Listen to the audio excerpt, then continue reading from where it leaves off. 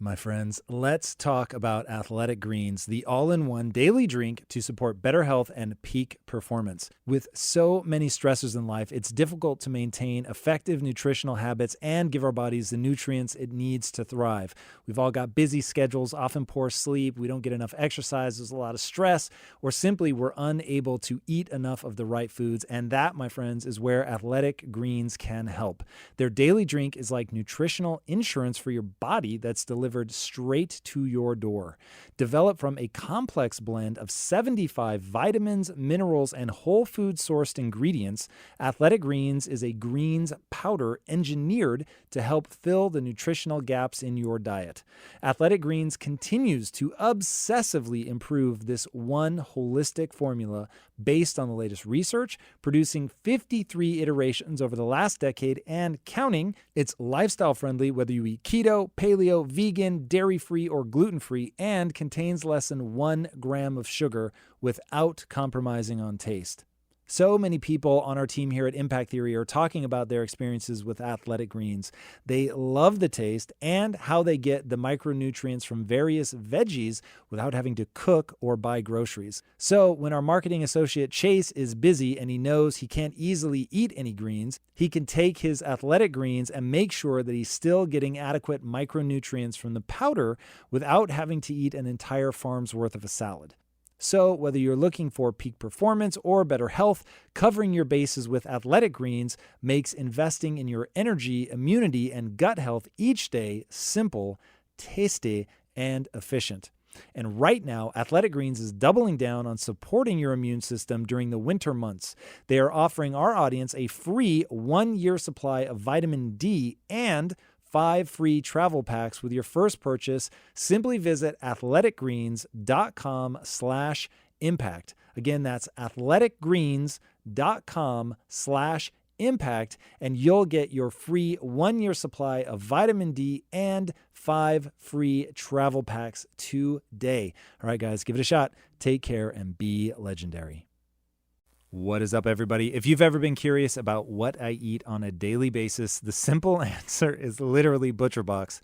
If I were to guess, probably like 80% of my weekly calories are from ButcherBox because I am fanatical about my diet and my health. And because of my wife Lisa's gut issues, she might be even more invested in health and diet than I am. And there is a huge difference between grass-fed and grain-fed meat. I would not have believed this like 4 or 5 years ago, and now I am absolutely obsessed. You absolutely should be eating grass-fed meat, but it's not always easy to find, and you don't want to go searching through a busy grocery store, especially not these days.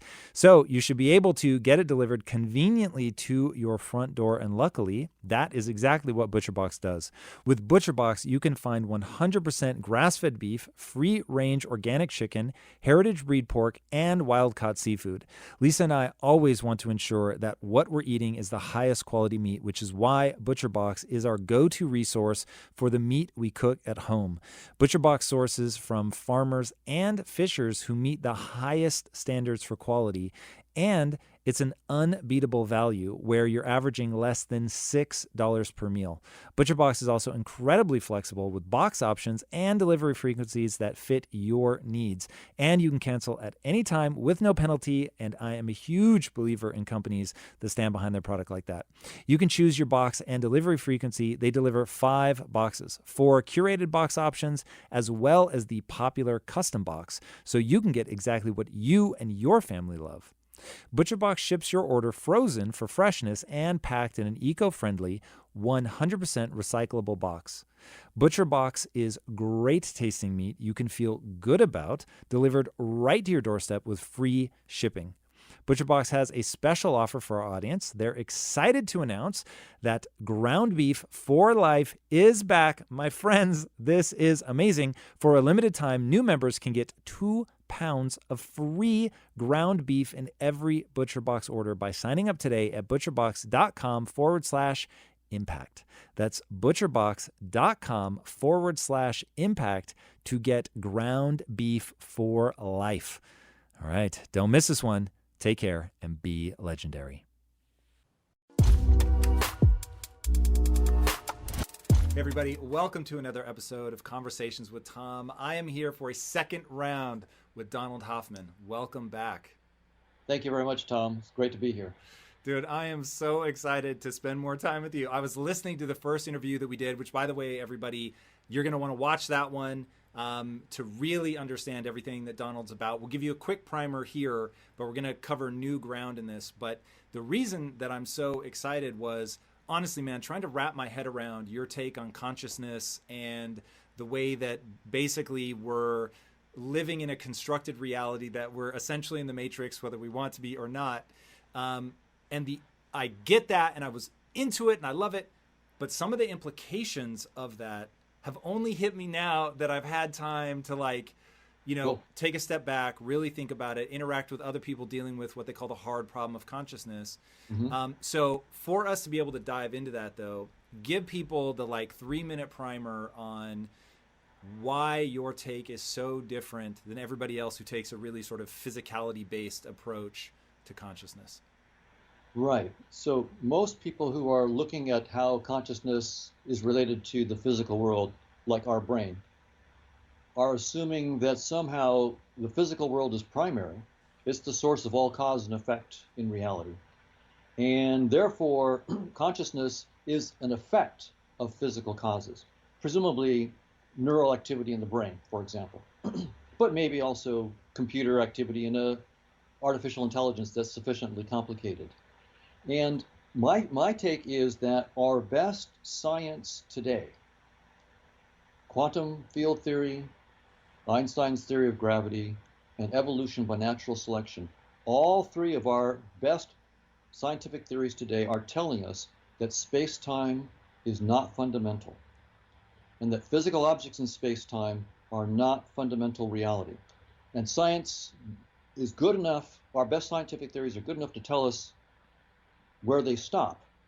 But they're not good enough, of course, to tell us what's beyond. That's up to us as creative scientists to try to guess what is a deeper theory of reality that goes beyond space and time. But when we project it back into space and time, that deeper reality needs to look like gravity and quantum field theory and evolution by natural selection.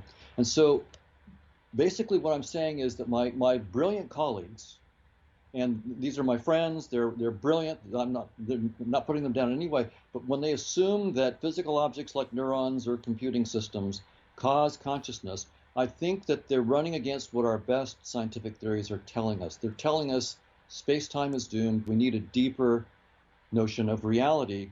And for most science, it's no problem to work in space-time, but when we're dealing with consciousness, the fiction that physical objects have genuine causal powers, which is a useful fiction most of the time. For everyday neuroscience, it's a very useful fiction. I use it myself. But for consciousness, that's when the fiction comes back to bite you. And just a quick idea, if you're playing a virtual reality game, like Grand Theft Auto, but in a VR souped up multiplayer version, it's a perfectly useful fiction to think that the steering wheel causes the car to move around to the left or to the right and so forth. That's perfectly harmless fiction.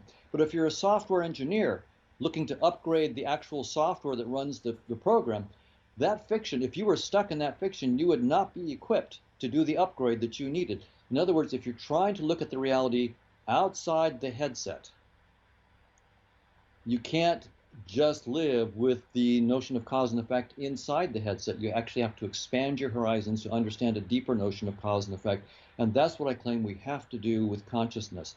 It's useful most of the time to talk about physical objects as though they have causal powers, perfectly harmless. But when it comes to consciousness, it's the single big obstacle that's stopping progress in its tracks.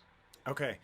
Whew, you did it perfectly. Now I want to really drill into that quickly so that people understand where we're going to be going from here. So we spent almost 2.5 hours together last time with me doing with my pea brain doing my best to grapple with these topics. And finally, I was able to understand a couple things that I'm going to lay out now that open up what this interview is going to be about. And it's going to be very interesting. We're going to cover things like AI and whether that becomes conscious, faster than light travel, which I think your theory predicts, all kinds of very interesting things. So to say that analogy in my own words, maybe from a lay perspective, so people get what you're saying about Grand Theft Auto, because this is the key to understanding the consequences of your theory. So when you think about what's really going on as a computer programmer is trying to make this game called Grand Theft Auto, you're dealing with algorithms and mathematics and moving electrical currents around a Xbox or whatever. And so ultimately your goal is to move electrons and things like that around this machine that then creates this supposed experience, right, on a TV that I can interact with.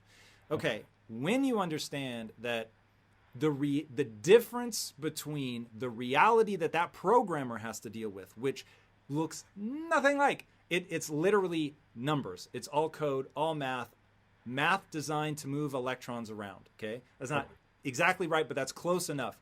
And that reality versus what you see, which is that, oh, look, I'm driving with the steering wheel.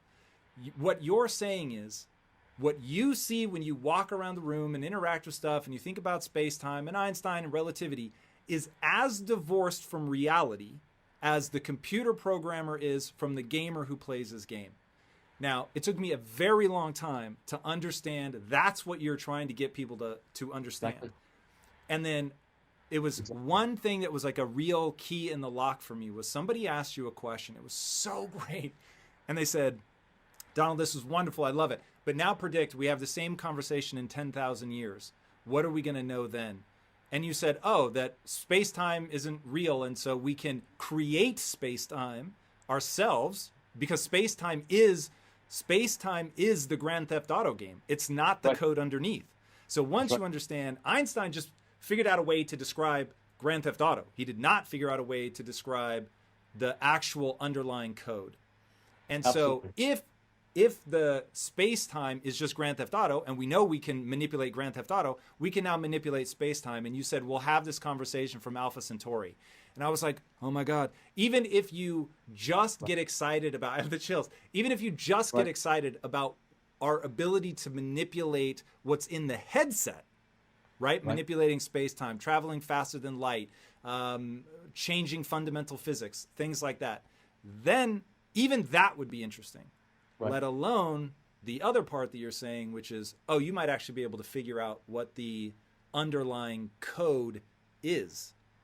That's exactly right. And so one way to think about it is science, for all of its incredible breakthroughs and wonderful theories, has only been studying our headset. Science has not yet been studying objective reality outside of our space-time virtual reality that, from an evolutionary point of view, was just evolved as a way for us to play the game of life and stay alive long enough to reproduce, not to show us the truth. So we have really, in the last 4 or 5 centuries, really gotten to be wizards of our headset, wizards of the Grand Theft Auto game. But just because you're a wizard of Grand Theft Auto does not mean that you know anything about the circuits and software that are running the game. And for someone who thinks that they know everything when all they know is Grand Theft Auto means they're still stuck in the headset. Science, I want to claim, has the tools. We have learned the right tools as we've studied our headset. We are ready to use those same tools to venture outside the headset, outside of space and time. So science has the right tools. We just have to open our minds to the fact that we're just playing a game inside space-time. It's just a virtual reality. There's an entire world out. Now, the best physicists are already there, like Nima Arkani Hamed and many of his collaborators who are saying space-time is doomed. We're looking for the reality that's beyond space-time, in which, in fact, the very language of quantum theory and relativity theory don't hold. There are no what they call Hilbert spaces. So there's no Hilbert space there in what they're finding. There's no quantum theory. You need Hilbert spaces. What is Hilbert space? I've never heard of that. Oh, it's a mathematical structure that is used to describe quantum states and their evolution. It's called Hilbert space. And so what they're looking for... And you're saying they don't exist. That's right. So these physicists are saying, look, we're finding structures beyond space-time, and these structures don't care about Hilbert space. And they don't care about locality in space and time. They don't care about so-called unitarity, which is important for quantum theory. These are deeper structures. They project into space-time and give us unitarity and locality in space-time. In other words, they project to the right things in our headset, but they're deeper and they have symmetries that you cannot see in space-time. And when physicists find symmetries that are in the data but can't be captured in space-time, they're very, very interested. So the best and brightest physicists are boldly stepping outside of the headset. But the question is, where do you look? What kinds of ideas? I mean, if it's not space and time, how do you come up with an idea about what reality is? So we just have to try ideas, make them rigorous, make them precise, and then project them back into our headset. That's the key. We know how to test things within the headset. So we're going to make theories of reality outside of space and time with mathematically precise models of how they map into space and time, and then we can test. So this is not just waving your hands and blowing steam, this is not that. This is, we want rigorous theories outside of space-time that have mathematical projections into space-time that lead to testable predictions. I right now am studying the physics of scattering amplitudes for the colliders. They smash protons together and they have gluons smash into each other and gluons go flying out, and you can predict the probability of these particle events. So my goal is to start with a theory of consciousness outside of space-time, mathematically precise, show exactly how it maps into space-time, and then hopefully predict those scattering amplitudes to 10 decimal predictions, to 10 decimal places of accuracy. Then it doesn't mean I'm right, but at least now I'm doing the right thing to be testable. Okay. I want to ground everybody in why I've gotten so hyped on this. So, do you read science fiction much? A little bit. I'm mostly I'm just very saddened by that right now. very, very saddened to hear that. But so one of the things that I find so enjoyable about science fiction is they really play with big ideas. And I'm reading a book. It's the second book in the Three Body Problem series. And in that, they're basically alien invasion is happening, and they're trying to figure out like what they do. And the way that the aliens stop them from making progress, spoiler alert for anybody who plans to read the series, is that they send these photons that can basically interrupt the large colliders to give them impossible to interpret data. And Cool. So they shoot these things to the colliders, and they just give them completely nonsensical data. And the reason they said that is they're like, if you can't make the breakthroughs at the fundamental layers of science, you can't progress. So for anybody who is feeling like, okay, these guys are drifting off into the ether, why is this interesting? How does it relate to my life? First of all, I'll say that you're a cognitive scientist. That, is your background. So this starts with, hey, I'm trying to understand consciousness and the hard problem of consciousness. And it's leading me to this place that challenges the very substance of reality. And that matters because, by the way, we might be able to manipulate more of this stuff than we think, but we're still in this presentation layer, the headset. Right. So now, as I begin to unwind some of this stuff, it's when we think about the fact that, okay, I'm guessing the scientists, the quantum scientists, the reason that they're now looking elsewhere is they cannot make what they see mathematically make sense with the models that they have of space-time. And for them to make that leap outside is going to be brutally difficult in terms of science doesn't progress as the truth is revealed. Science progress. I think it was Niels Bohr. We talked about this last summer, Planck, that said basically the old people have to die because they can't update their model of the world. And then the next generation grows up just believing it to be true. So how are we holding out hope for people to step outside of that? And what methods are they using to discover this stuff? Is it going to be in the collider? Because that's all headset. Right. So I can tell you what the physicists are up to a little bit on this, and why I'm interested. As you said, I'm not interested in particle physics for its own sake. I'm a cognitive scientist. I'm looking for the simplest thing that I could possibly do to test a theory of consciousness in which consciousness is fundamental and space-time is just a headset. And I think you have to eventually, you have to explain that. We talked about it in the last one, but it's worth it. When you say that consciousness is fundamental, what do you mean? all right, so by consciousness, I just mean simple things like having a headache or smelling garlic or hearing the sound of a trumpet or having an itch or feeling a mood like love or hate or something like that. So simple um, feelings or sensory experiences that I could imagine even a mouse might have, like a mouse might smell cheese and it might enjoy the taste of cheese. I think Um, everybody can get behind that though, but aren't you taking it way farther down to like there is an entity, I don't know what word to put around it. Its entire experience is either green or nothing. right. So I actually then, when I try to get a model of consciousness on its own terms as a scientist, I have to write down a mathematical description of what I mean by having conscious experiences and acting on them, and entertain the possibility of very simple consciousnesses that might have, as you say, just one or two conscious experiences, like green or nothing or something like that, and look at how these kinds of consciousnesses might interact and so forth. And so I've been with my colleagues, Chetan Prakash and Chris Fields and Manish Singh and others, working on mathematical models of dynamics of consciousness. It's much like a vast social network, like the Twitterverse, where you have lots of social entities that are interacting, tweeting and following and so forth. It would be like that. There's not just one consciousness, there are many what I call conscious agents that are interacting. And there's so many of them that it's overwhelming. It's too much for any one conscious agent to talk to all or interact with all the other conscious agents. And just like with social data, if you're, like with the Twitterverse, if you're trying to understand what's happening there, well, there's tens of millions of users, literally billions of tweets. You can't read all the tweets or interact with all the users.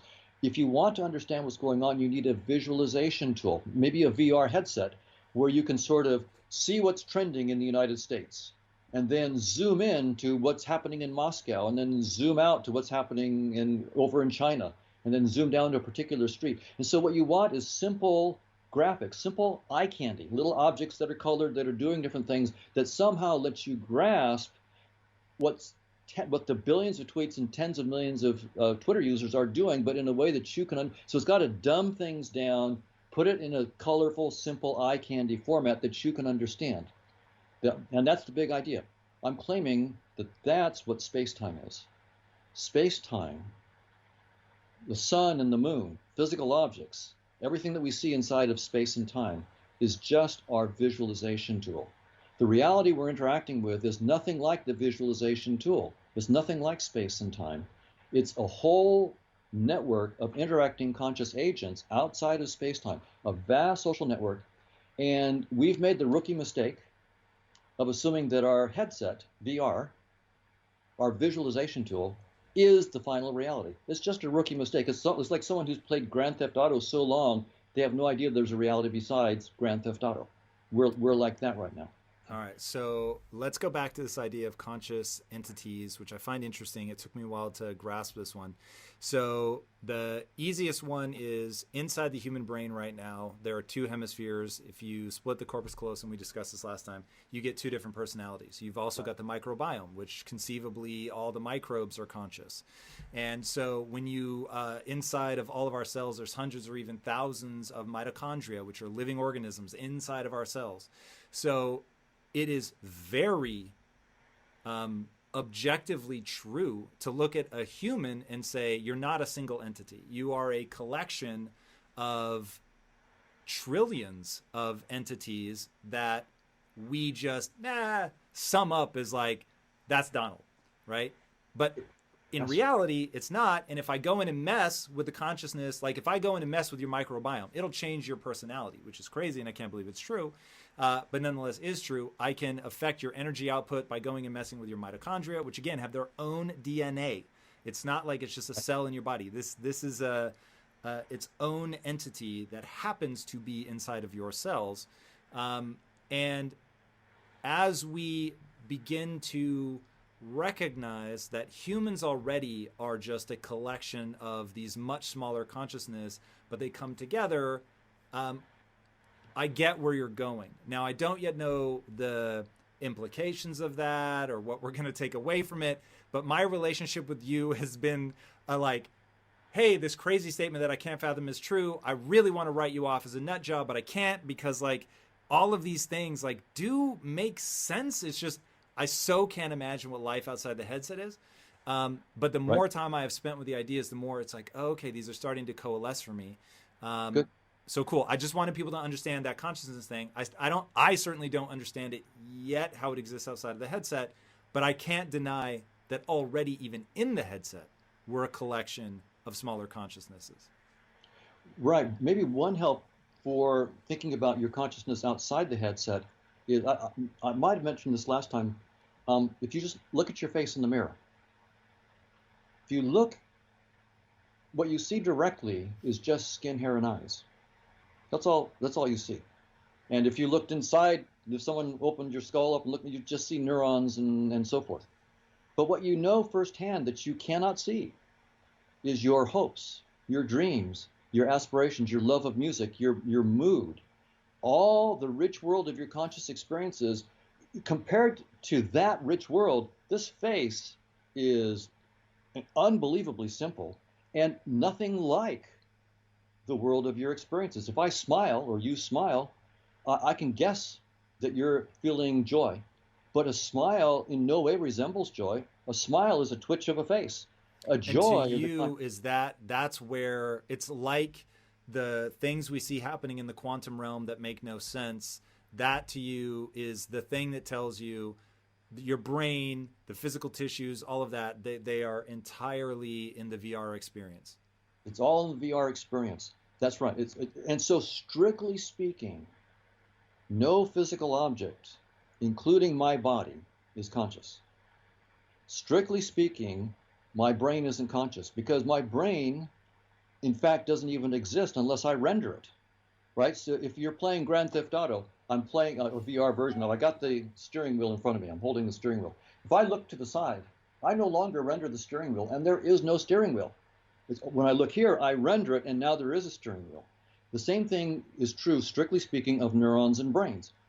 They're there when you render them. They're not there when you don't. It's a VR system that you render objects in space and time as you need them because they're part of your visualization tool. And then you garbage collect them. You delete them when you don't need them. So strictly speaking, no physical object is conscious. So not human bodies aren't conscious, rocks aren't conscious. So I'm not a panpsychist. A panpsychist is someone who, at least one version of panpsychism is that, there are physical objects that obey the laws of physics, and the laws of physics are in some sense fundamental, but consciousness is the reality that's inside the laws. And I'm saying something entirely different. I'm saying that the very laws of physics themselves are really no restraint to consciousness whatsoever. They're just a visualization tool that certain consciousnesses happen to use. But they're no restriction on the nature of consciousness itself at all. And so, Okay, so before we move off that, yeah, I know you don't know, but I want you, you must have flashes of images or favorite metaphors or whatever. So if I buy that this really is a simulation, true, like as simulated as it's going to get down to the fact that space time is just a part of that simulation, and it is consciousness that is fundamental, meaning that the complexity of my brain will never give birth to consciousness. My consciousness, which is outside of the headset, it's outside the VR world, it's outside the Grand Theft Auto game. right. That thing has a need to, from a evolutionary standpoint, based on the gains it gets from certain behaviors, it needed to create a virtual reality so that it wasn't overwhelmed with data. So what is that conscious being that was evolving? As it sits outside of this, where can I scrape through and find the conscious thing? Right. Well, the consciousness won't be inside space and time. Understood. Instead, space and time is inside consciousness. Yep. I get that. But I'm still imagining a little person outside of the VR. Is that just fundamentally broken? No, I would say that that's probably, given the current state of human imagination, including mine, that's probably the best thing that we can do is to think about these entities. And of course, as soon as we think about entities, we place them in space and time. That's how we think. So it's harmless to do that as long as you realize that the space that you're thinking about isn't, they're not embedded in space, they're the creators of space. That's the interesting thing. So it's hard But for us. outside space and time, I am eating things, right?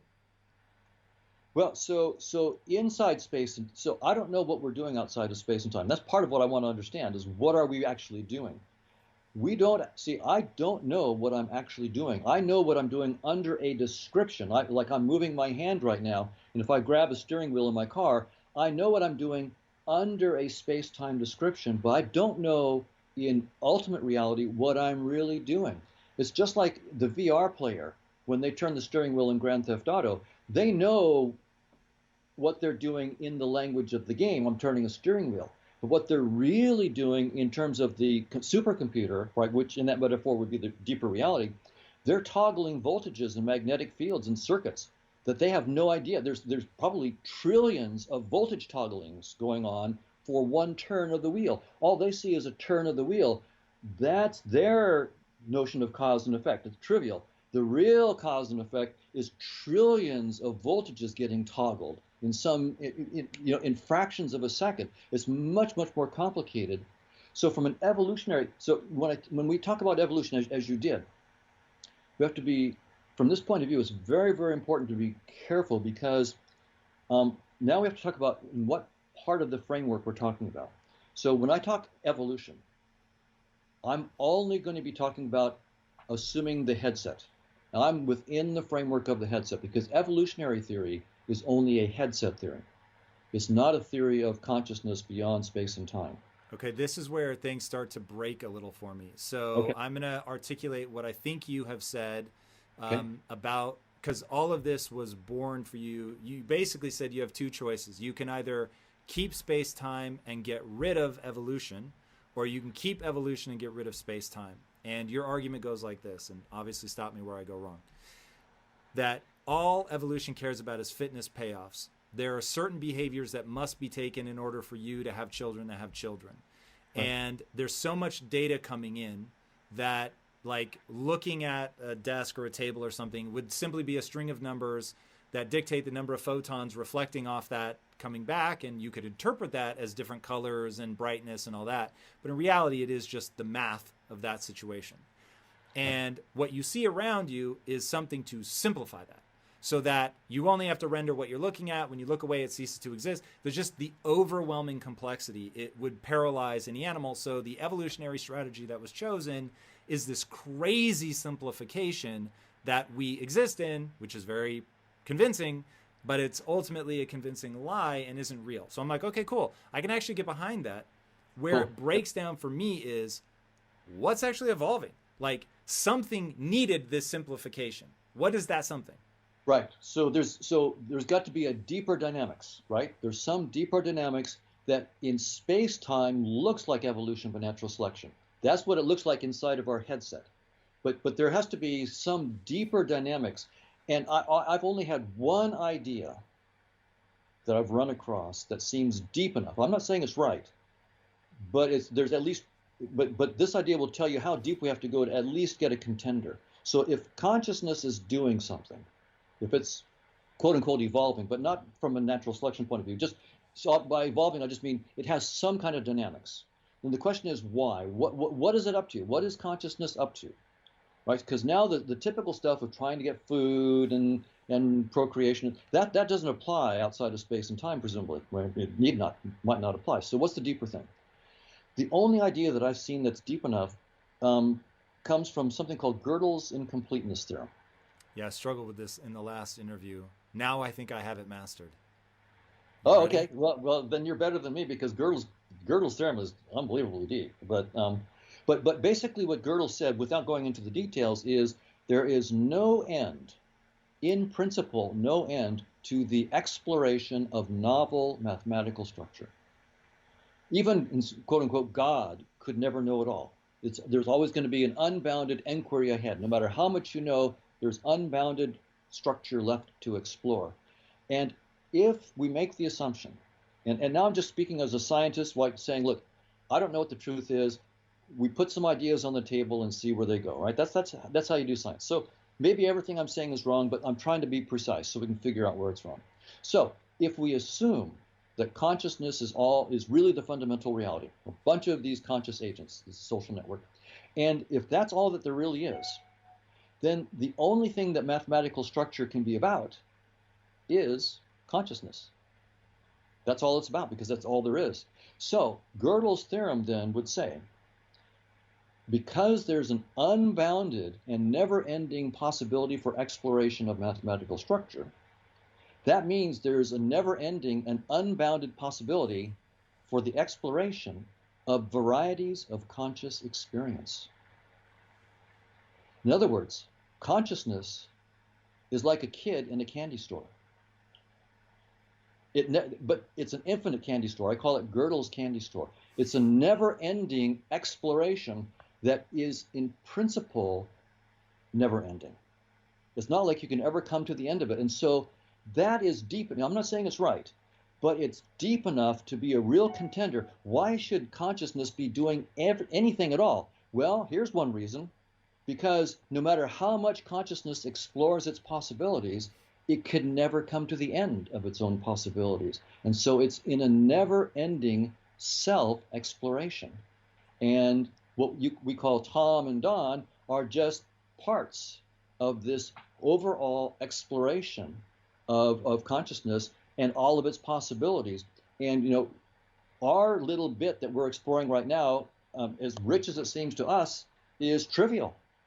Literally trivial compared to all the possibilities that Gödel says are out there. And we get some feeling of the triviality, but I can imagine a square. I can imagine a cube. Now, go up one more dimension. Imagine a cube in 4 dimensions. My brain halts and my mind catches on fire. Nothing happens. That's only 4 dimensions. I can't even go to 4 dimensions. I mean, how? That's terrible. It's just an incredible limitation. I can only see 3 dimensions of color: red, sort of a red-green dimension, blue, yellow, and so forth, light and dark. We have 3 cone systems and so forth. There are some pigeons that have 4 color receptors. Presumably, they're in an extra dimension of color that I can't even imagine what it's like.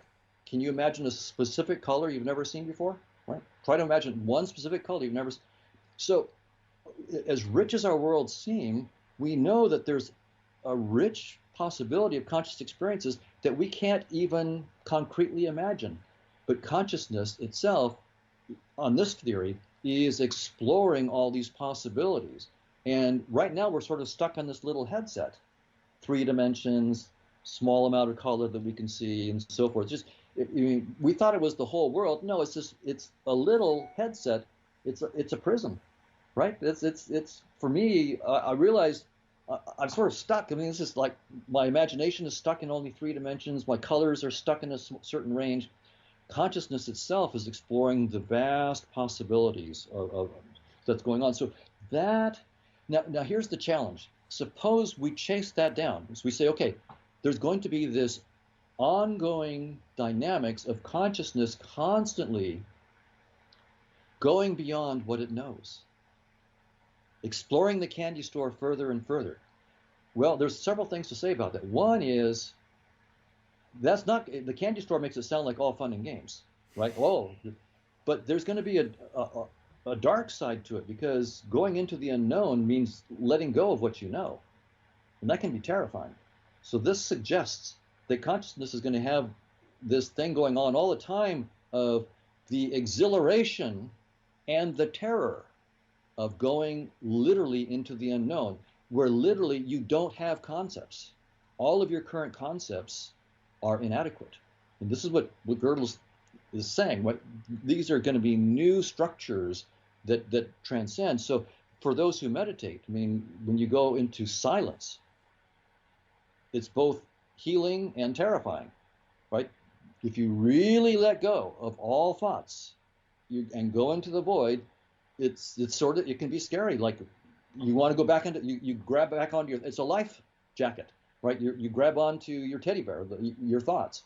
So there's going to be this, to really go into new conceptual frontiers, you have to let go of old concepts. So there's going to be that aspect to it, which is sort of a spiritual side. There's But going to be there's that also, aspect to making progress. I think so. I think that, What's the central question for you? So, and I'll prime you by telling you my central question. sure. The central question in all of this that I find interesting is what is the correlate? So, Hmm. I'm in this VR experience to the advantage of something, and I want to know what that something is. It isn't me as I perceive me, but it's something. Right. So, And, what's your central question? right. The answer is I don't know. But and so There's I no specific thing that you're chasing. well, what I'm chasing is the idea that we're chasing, that consciousness itself is only about exploring new possibilities of experience. Okay, New, so I'm going to push on that. You okay, let's go into the way that AI researchers think and work. And I know that sure, that was your degree, so this ought to sure, be. I'm taking you right home. right, You have to imbue the robot with directives, desires, right? So to put it in human terms, it's like there are certain things that humans want to do. We're an active species, so we tend to go and explore. We try to take control of our environment. We certainly eat, procreate, like all those. We have the drive to quench thirst, hunger, sex, so on and so forth. So like right, those things are pushing us to go do things, even if we don't want to. We find ourselves compelled to right, seek pleasure, to move away from pain. All right. By default, AI wouldn't have those. So now you've got to give those things. And I right. love that concept of Me too. minus a desire, any entity just sits or is blown around by physics, right? So obviously we're in the headset now, but like you've got wind. And so, okay, something lighter than the wind is going to move. But otherwise, everything just sits. So what Right. is it? Like, what, how has this conscious entity in that question that you just posed been given some sort of impetus to explore the infinite candies in the infinite candy shop? Well, by the way, I'm on board with what you're saying. I think that that's really a good way of thinking about this, and that you could think about your life and my life right now is we're in a simulator, a space-time simulator, and we've been given, like an AI system, we've been given certain intrinsic desires that we then find. And so my wife is an artist. That's how she's exploring. I am still stuck at third grade stick figures. So that's not how I'm exploring. I'm exploring in a different way. So there's billions of humans, and there are billions of different ways that we explore in music, in art, in literature, in science, various kinds of science, meditation. So we're at sports.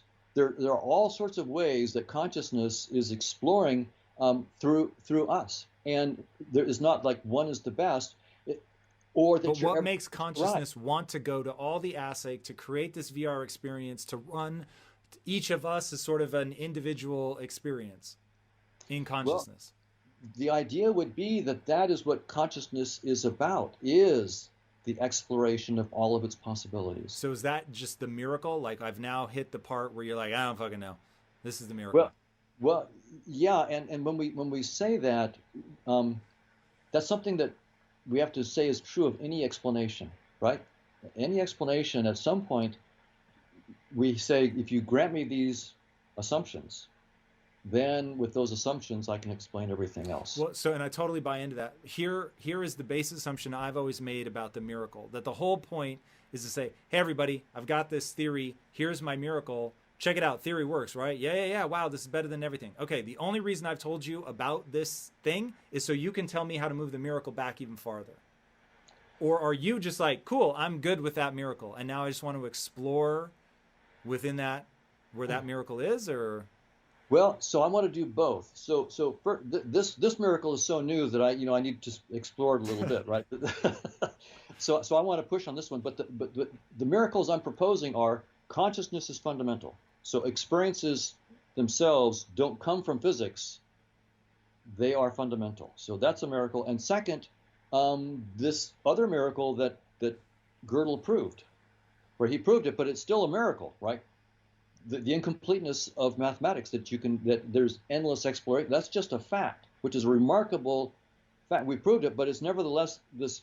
Why should the universe be that way? Why should logic demand that?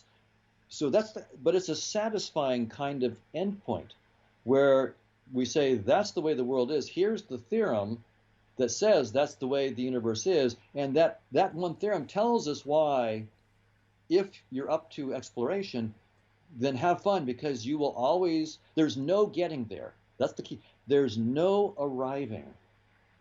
Can I say Consciousness will never arrive. Gödel's incompleteness theorem in a real world example? Because this one, anybody that watches the first episode, I must ask you 75 questions about this theorem, and I just could not get my head around it. And now the punchline is, as far as I can tell, it's turtles all the way down. So Gödel's incompleteness theorem, as I understand it, says no matter how much you use math to try to find base reality, you will never find it. There is no end.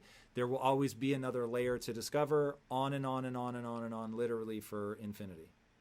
Right. So I can say a little bit more about what Gödel was up to on that and how it relates. So Gödel was, the question they were asking, it was a mathematical question. That is, if you write down a bunch of axioms, right?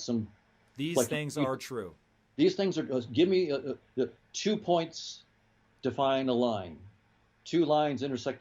Give me a few things like that. And then you ask, what are all the theorems that you could prove from those assumptions? And so, so we did all this in high school algebra and so forth. We would prove different things.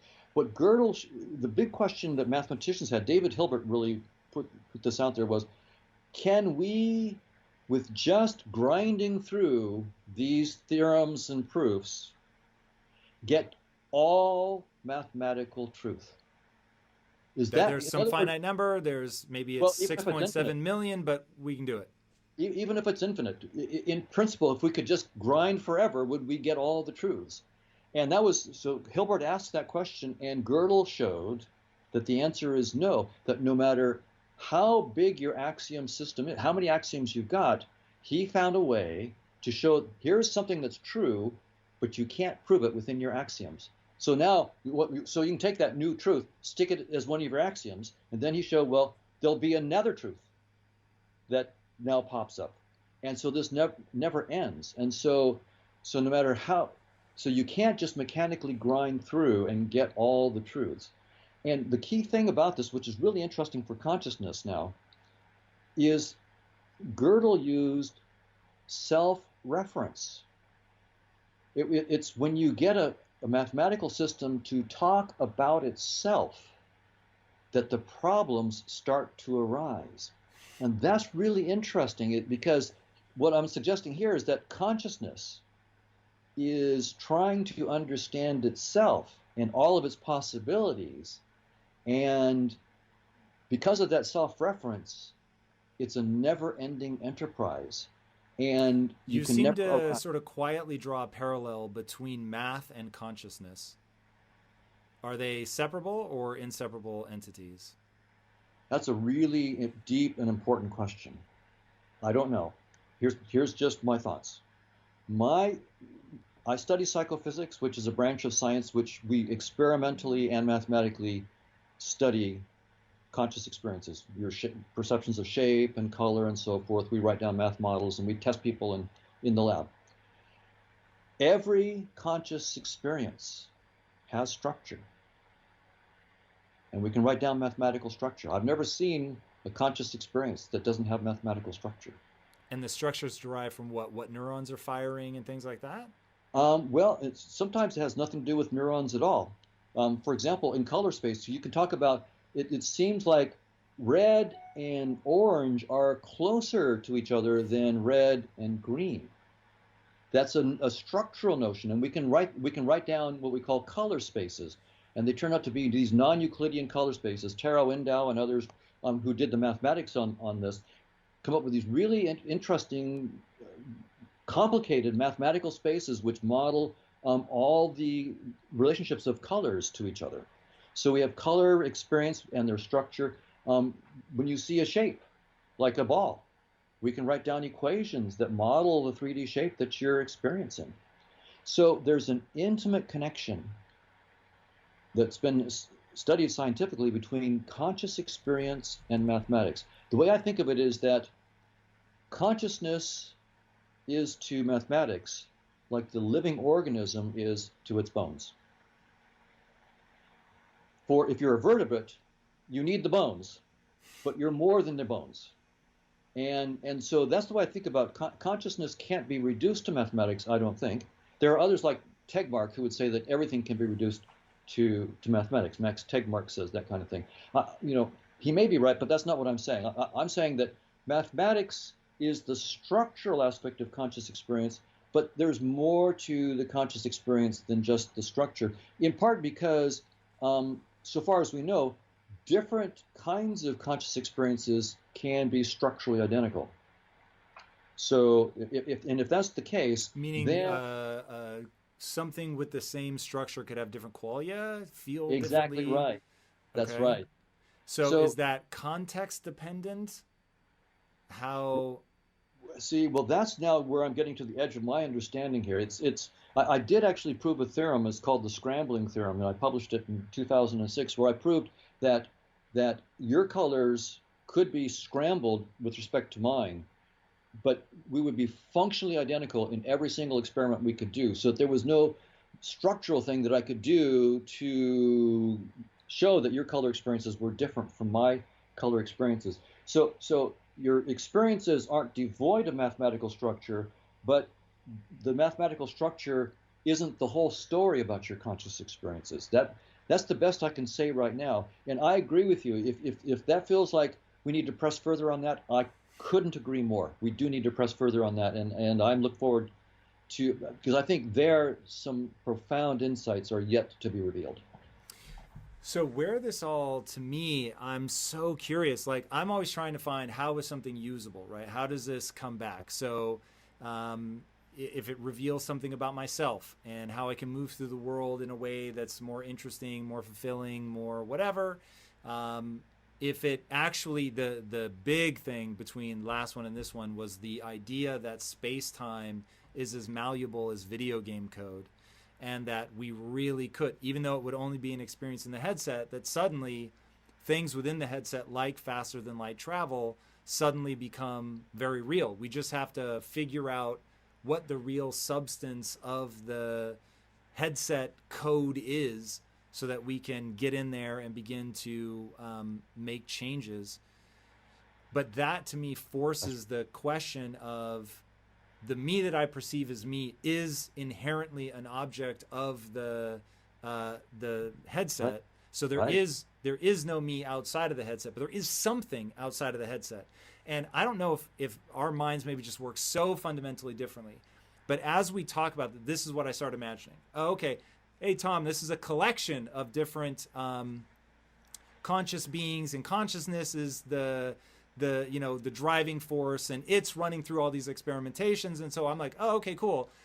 There's this thing underneath the 3D, and it's essentially popping up all these different, well, let me see what the color blue would be like for a kid that grew up in Tacoma, Washington and went to Harvard Elementary. You know what I mean? And like, oh, that's interesting. And then, but like needed my entire sort of life and universe to go for it to truly be an infinite exploration of what these different things. So there's a me that they spun up just to know the color blue at the age of 44, you know what I mean, have with this exact history. And then there's, oh, over here, I'm going to do that same test, but I want to know what salmon tastes like when you had that early bad experience with salmon as a kid, but later you fall in love with this girl who's really into salmon. What does salmon taste like then?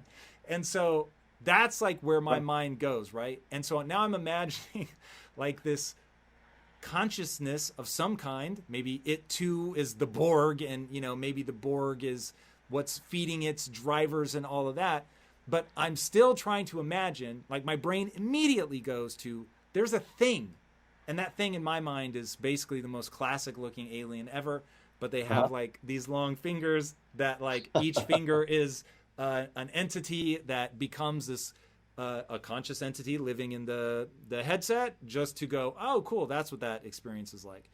Do you have any sort of analogy, metaphor that you think about this stuff in, or is this just because I have a limited brain? I'm not sure. No, I love your metaphor, and I don't have a better one. And there's a couple things to say about that metaphor, though, which is one, in some sense, a lot of spiritual teachers tell us to relax and enjoy the ride, right? Don't get all anxious, don't get all bent out of shape and so forth, rich or poor, whatever you might be, enjoy the ride. And in some sense, when you do that, it feels right. I mean, it feels like, of course I'm exploring, I'm not being lazy, I'm not, but there's something about, hey, smell the roses, enjoy this thing. You don't want to come to the end of your life and not have really enjoyed the ride. And so the idea that it's about not arriving anywhere, but the joy of exploring for its own sake. That's one thing that's on the table here. Is that what it's about? Now, there's another thing that I've put on the table, though, which is, of course, we should be very modest about all of our claims here. I'm probably wrong, right, about all of this, right? But as a scientist, what I want to do then is to say, well, how can we go about trying to figure out where we're wrong as fast as possible? And for me, what I'm doing, while I'm exploring these ideas that we're talking about, I'm also trying to say, how would consciousness precisely, this vast social network, project mathematically into space-time? Clearly, there's a projection. I'm interacting with Tom's consciousness. I'm not seeing that consciousness. I'm seeing skin, hair, and eyes. I'm seeing a space-time projection. I'm not actually seeing your emotions. I'm not seeing your mood. But I am genuinely interacting with your experiences. It's a genuine interaction. And so there is a projection from this conscious realm into space-time. I want to get a mathematically precise model of that projection. The thing about gluons and the Large Hadron Collider, predicting that, is just not because I'm so interested in gluons, is just to make sure that I'm not BSing myself. Did I get the mapping right? If I can't predict gluon interactions, then I still have my homework to do. But now, once I get that, here's the kicker. We can take what we understand in the headset and pull it backwards. If we can project from consciousness to the headset, then we can try at least to go from the headset and pull backwards. It's a fallible enterprise, but it may help us to open our minds to the possibilities for deeper theories of what's going on outside the headset. So the reason I'm doing this is because I can't even imagine a specific color that I've never seen before. I can't imagine in 4 dimensions. In other words, I take it as a given that I'm deeply, deeply limited in my imagination. And I need all the tools I can get to help me step outside of my headset and try to guess the unfathomable outside of there. So that's why we want to get this mathematically precise mapping into space-time and then pull it back to give us a guide that can help us to not just be wildly speculating about what's going on in the realm of consciousness, but to have more tailored ideas that we can test in a loop. I get ideas in my headset, I pull them back to what they might mean outside the headset, take those ideas, play with them, project them back into the headset to get new predictions. So in other words, if we don't want to BS ourselves, we have to figure out a way to make this an experimental scientific enterprise, and that's the loop. But this is a bigger scientific loop. It goes outside the space-time headset to a theory of what's going on in consciousness, projecting back into space-time, which is the only place where we know how to do experiments, and going through that loop. So science is up to the task. But here's the kicker for me as a scientist. This approach says there will be no theory of everything. Why not? Because Gödel's theorem says there's too much, you can't bring it all together. Any theory is just going to have a finite set of assumptions, and the implications of that will be finite. But you could have such a deep theory of so many things that, there's always a new sort of theorem to discover. But does that in any way, shape, or form break? Because here's my understanding of why people are searching for a theory of everything. You've got Einstein, Newton dealing with the macro world, and then you've got the quantum dealing with the microscopic world. And for whatever reason, all of your predictive models when things are big, they work just fine. All of your modeling when it's small works just fine. But when you try to make either one of them work together, then it falls apart. But I could see sort of closing the loop on that. That becomes an everything, right? Even though it's actually just a very small subset. Right. It's the headset, and so it's not the true theory of everything. But Gotcha. if it allows you to unify sort of the known universe, that seems like it would be incredibly useful. And I'm assuming there is something for us to understand, like that loop you were talking about that goes and takes in consciousness, comes back into the headset, that we could create a loop. So I'll make this more concrete again, thinking maybe more as a writer than as a physicist for sure. But so when I was thinking about, okay, the Big Bang and things expand, what are they expanding into? And the idea that a universe could sort of pop in and out of existence, like how is all this possible? And one idea that's put forth is that basically the everything, so I'll hesitate to call it the universe, but the everything, whatever that is like a foam, and every bubble is a universe, and the bubbles sort of come and go, and you're in the bubble, all you see is the bubble to you seems like everything, but if you were to actually puncture through that bubble, oh, now I'm in the bigger matrix of stuff. And right. So you begin to understand how you get a temporary limitation, but actually then once you see what's beyond you, like, oh, I get it. And then Gödel's incompleteness theorem answers the question of, okay, but what's that goop sitting in? Oh, it's sitting in this space. What's that space sitting in? Oh, it's sitting in this. Oh, fucking Gödel, right? And you're just like, right. It just, it goes on and on forever. But you would, like, at some point, being able to predict 7, bubbles on, it's like, do I really need to go to the infinite? There's just, as long as, if right. You poke through one bubble and all of a sudden all physics are backwards and it doesn't make sense, okay, that would be problematic. But assuming you're just puncturing through to the next thing that's exactly like where you currently are, seems like you could come up with something unifying-ish.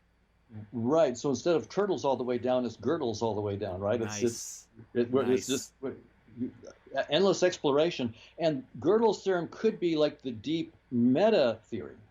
It's not the theory of everything. It's sort of a meta theory that tells us why we will constantly be exploring for new theories. So if you were looking for the deepest theory, from this point of view, maybe, I'd think about it, but maybe Gödel's theorem would be this meta theory that explains why all the concrete theories will never be the final theory of everything. And so in that sense, maybe with Gödel, we have, a candidate for this meta theory of everything. Which explains why the joy of exploration will never cease, which is an interesting. But I agree. This is a really interesting thing to try to understand as scientists, and we can use some of the tools that we've been learning from deep learning, so deep neural networks and so forth, where we get the agent-based models of interaction for exploration and learning. So those tools that like DeepMind at Google has some papers recently where they've come to the same conclusion that my team has come from evolution. They found that instead of giving deep neural networks a strict model of the world that they want them to make reasons in, or to make guesses in, or to live in, they just give them, as you were saying, some payoffs, some positive and negative rewards for their behaviors, and they don't tell them about the world. They just let the deep neural network explore, and they build their own worlds. And it turns out they don't build worlds which mimic the truth.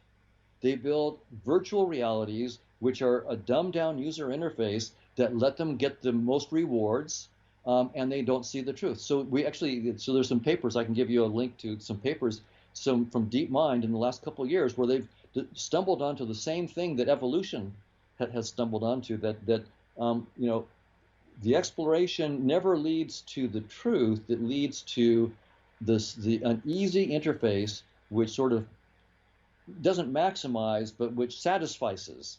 It gives you what you need to in terms of the rewards. And I would like to say one thing that an objection that people will have at this point. Some people will go, yeah, this is crazy. Of course we see the truth. I know enough truth not to get hit by that car, and we know enough truth to build computers and to send rockets to the moon. So this is completely nuts to say that we don't know the truth. And from what we've said now, people might be able to understand what I'm about to say or guess what I'm about to say. It's sort of like if you're in one of the really neat little programs right now that where you can build stuff. So they're building games like Roblox or Trove or Fortnite or Minecraft, and you can become a master in one of those worlds, right? And and so you might say, you can imagine the person saying, well, what do you mean I'm not in reality? I can build these wonderful worlds. I can build all these tools. I can do all this great stuff in Minecraft or in these various worlds. Of course, but and yeah, within that quote unquote reality of Minecraft, yes, you're seeing that reality and you are building things in that reality, and it requires intelligence and so forth. But you're not seeing, again, the circuits and the software and the voltages. That's the real reality outside your Minecraft world. And so that's the answer to someone who says, well, I know enough about reality not to get hit by a car and to build a computer and to send rockets to the moon. Yes, well, you're in your Minecraft world, and we've become very, very good at that Minecraft world. But it's still a rookie mistake not to realize that Minecraft is just Minecraft. It's not the final reality. And so the kinds of arguments that really hold a lot of psychological weight, and the reason I'm talking about this is these ideas really grip our imagination, and it's hard for us to let go of them. So that's why I wanted to bring that up. If you sell your stuff online, you're definitely in the right business, my friends. More people are shopping online than ever. That means a lot of orders coming in and a lot of orders you'll need to ship out fast. That's why online sellers like you need ShipStation. No matter how much you sell, ShipStation makes it super easy to manage and ship all your orders from all your sales channels faster, cheaper, and more efficiently. Import orders from any sales channel, ship with any carrier, and access discounted shipping rates. Automate just about any shipping task, and you'll spend a lot less time on shipping and a lot more time growing your business.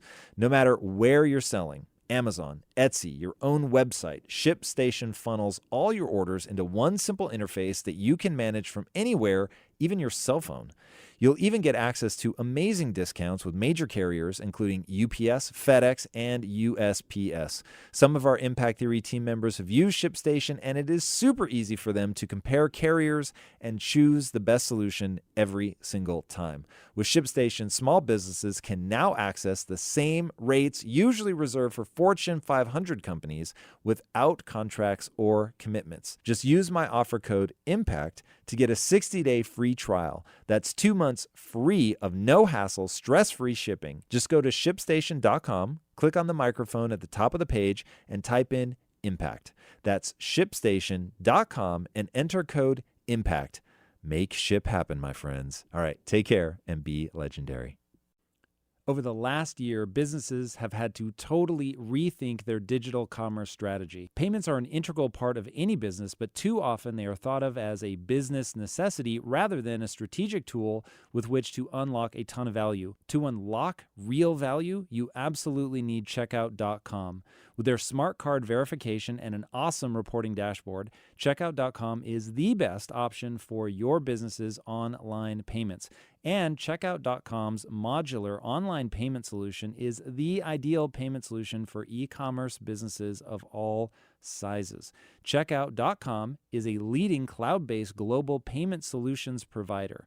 Checkout's payment platform is purpose-built with simplicity, scalability, and speed in mind, ideal for merchants looking to seamlessly integrate better payment solutions globally. Checkout.com offers improved acceptance globally, better and more actionable granular data, a flexible product structure that merchants can adapt to their needs, combined with truly personal white glove service. It's why brands across the globe like Pizza Hut, TransferWire, Klarna, Revolut, and Samsung trust Checkout.com. Checkout.com is the dominant choice for organizations that are looking for the fastest, most innovative, and reliable global payment solution provider.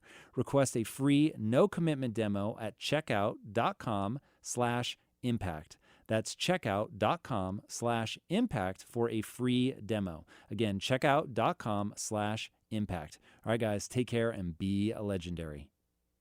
So talk to me. So you've got so many people trying to get to general artificial intelligence. You have Elon Musk going around warning people, hey, you're going to make something that is going to be so much smarter than you. It's just absolutely going to rip the planet apart.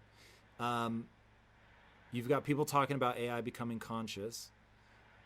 In your understanding of what consciousness really is as a fundamental element, could a robot or an AI ever become conscious? Well, the answer is not in the way that it's typically thought, but in a completely different way, yes. But in the way that it's typically thought, absolutely not. And so how do people typically think of it? Right. So it's the way it's typically thought of is, again, within a physicalist framework. So space-time and particles and energy are fundamental. Everything is made of quarks and gluons and protons and neutrons and so forth. And it's the Big Bang story. The Big Bang was 13.8 billion years ago. Space-time emerged, particles and energy. And there was no life for hundreds of millions, billions of years. No consciousness for maybe hundreds of millions, billions of years after that. So consciousness and life are latecomers. They're not fundamental. From that point of view, the right way to think about things is, how does matter and particles get into complicated enough patterns of interaction such that life and then consciousness emerge? From that framework, that's the right way to think about it. I'm rejecting the entire framework. Space-time is doomed. That whole framework is the wrong framework. But and it's not me as a cognitive scientist saying, I'm saying it's physics. Physicists are saying space-time is doomed, like Nima Arkani-Hamed and others are saying that because of gravity and quantum field theory and the way they interact, there are no local observables in space-time. None. In our space-time, there is nothing that can be precisely measured anywhere in our space-time. In other words, space-time is an inadequate framework for what we need to do if we're as scientists. It's just the wrong framework. There's got to be a deeper framework, and space-time has to be emergent. So the whole reductionist paradigm is wrong. So reductionism is the idea that to understand complicated things like you and me, we need to understand simpler things like chemicals. And to understand them, we need to understand even simpler things like just particles. As we go down to smaller and smaller regions of space and time, we get to the better understanding of the more fundamental principles. That's sort of the reductionist approach. And by the way, that's been spectacularly successful for centuries. And we owe our current science to the success of reductionism. So I'm not against reductionism. It's been successful. It's worked so far because we've been studying our headset. And it's true that as you go closer and closer to, quote unquote, the pixels of your headset, you're understanding more and more fundamentally how the headset works. I'm not saying that space-time has pixels, by the way. I mean, physicists would say that would violate Lorentz invariance. There are no pixels of space-time. Space-time just ceases to make any sense at 10 to the minus 33 centimeters, 10 to the minus 43 seconds. It just falls apart. It's not that there are pixels. It just makes no sense. So reductionism worked, but it stops because space-time isn't fundamental. And so the very notion of smaller ceases to be operational. There is no smaller. In fact, as you try to probe smaller and smaller past 10 to the minus 33, you create black holes that just get bigger and bigger and bigger. So you literally, reductionism literally blows up in your face in physics. It blows up in the form of a black hole. So reductionism has worked, but reducing consciousness. So we're trying. So my brilliant colleagues, and these are my good friends who are working on this, right, in cognitive neuroscience, they're trying to reduce consciousness to patterns of matter. So there's integrated information theory, causal computational architectures that have certain kind of integrated information. The claim is they're identical or give rise to consciousness. Or Penrose and Hameroff. There are certain quantum states in microtubules that if you have a coherent gravitational collapse of these, orchestrated collapse of these, somehow consciousness arises. Or there's global neuronal workspace. If you have the right broadcasting architecture for certain kinds of information, then that becomes conscious. So these are all reductionist theories of consciousness. You start with space-time and physical stuff, and somehow consciousness emerges. I'm saying, as those guys are incredibly brilliant, but because space-time is doomed, all approaches to consciousness, which assume that space-time isn't doomed, which assumes that space-time and matter are fundamental, are themselves doomed.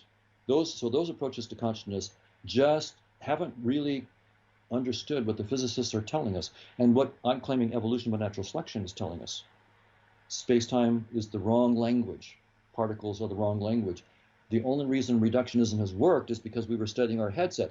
And in the headset, yes, going smaller and smaller in the headset worked up to a point until the very notion of small ceased to make any sense. And that's where it stopped.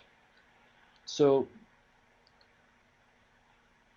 where do we, so with AI now, so this is a long way to your question, but I can't answer your question simply because the issues are so deep here.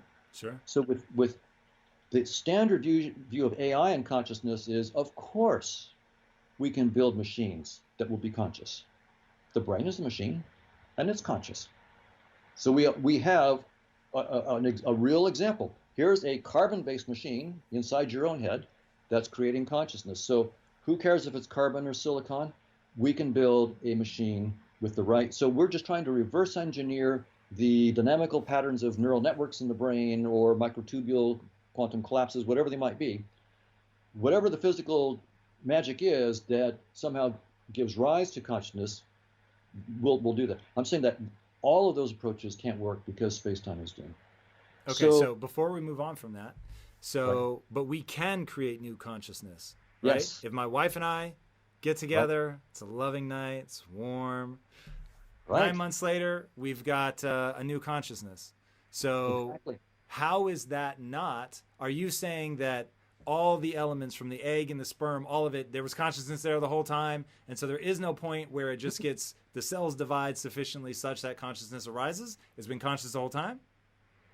Well, so remember that cells and eggs and sperms and so forth are just icons in our interface. Yes. They themselves have no consciousness themselves. There's little symbols that we use as pointers to a realm of consciousness that we have to reverse engineer to figure out what's going on. Is there a moment, though, where the realm of consciousness goes, I am now inserting the consciousness element into this child? Well, I think so.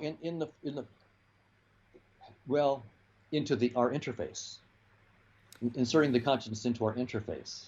Yes, but they're inserting the consciousness into that specific part of our interface, which at this moment is an infant or a zygote or whatever point the consciousness is imbued.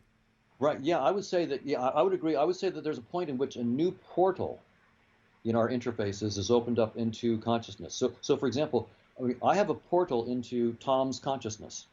It's not perfect. It's fallible, but it's real. I can guess if you're interested. I can guess if you're hurting, or I can guess. But it's a genuine portal into your consciousness, but of course, my experience is not your consciousness. Your consciousness is separate, and so our interface does give us genuine portals into the consciousness of others. My cat, I have less access. A mouse, even less. And a microbe, my interface is given up. My portal has become really dumb. It's not because there's no consciousness out there. It's that my portal is got too much noise, or is just not opened up to it. So yes, when we have babies, we are, in a way that we don't understand, opening new portals into the realm of consciousness. So I want to understand that. It's very much like if someone is building something in Minecraft and they put things together.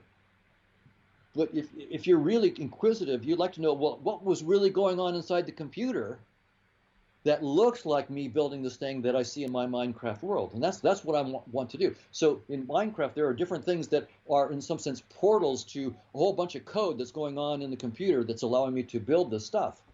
Okay, let me And start making some guesses here on where yeah, you're going. yeah, So I'm assuming that you're chasing this problem because ultimately you want to be able to figure out, hey guys, guess what? Space time is fundamentally the wrong way to look at it. And if we get the right way to look at it, we will have all just an avalanche of insights maybe usable in the way that quantum discoveries have given birth to modern life. Most people don't put two and two together. They just think, oh, maybe the atomic bomb or something like that. But that there's real your cell phones, GPS, like all of it has to do with physics. So if we right. can get to the underlying physics of whatever gives birth to the simulation, now we could have a whole new avalanche of insights that allow us greater manipulation of the world or whatever it is precisely that's driving you. Which brings me back to the collider. Absolutely. You're paying attention to that because if I understand how these things explode, then I can backtrack it and understand how they came together in the first place, which in your prediction is going to take us outside of the simulation into the world of consciousness, which do you imagine that world has physics and desires? Like, does the consciousness must have something propelling it to do things? Right. The only idea I've got there is this idea from Gödel of just infinite exploration, And unbounded. that is the okay, so this is going to bring us to God here because I feel like you've already said this is a magic moment or a miracle moment. Right. So something has given the spark of desire to consciousness to explore Gödel's infinite, like, look at all the different manifestations that consciousness can take. And so we are all but one sort of pop up of a very specific kind of consciousness. And who knows, there could be a Brazilian of these things all Right. over the known and unknown universe. Um, Right. so as we're doing that, it begs the question of, in your mind, is there such a thing as God? Well, this gives us possibly the a chance to have a language which, for the first time ever, we might be able to formulate a precise hypothesis about what we mean by the word God and start to do science. So, for Give it to me. Do example, you have a hypothesis around that? well, yes, so I have a precise definition of a conscious agent. And what one definition I could give for God would be the agent, which is the combination of all the conscious agents. The single. So suppose it turns out that mathematically, when I look at the mathematics of conscious agents and how they combine to form new agents, suppose that the mathematics tells me there is, in some sense, always one largest agent that's being formed. I don't know if that will be the case. I don't know. But suppose, then I could say that that's God. Suppose it turns out that no, what's going on is that there are many, many quote unquote maximal agents, but there's no single maximal agent, and they're not identical. Then it might be a polytheism.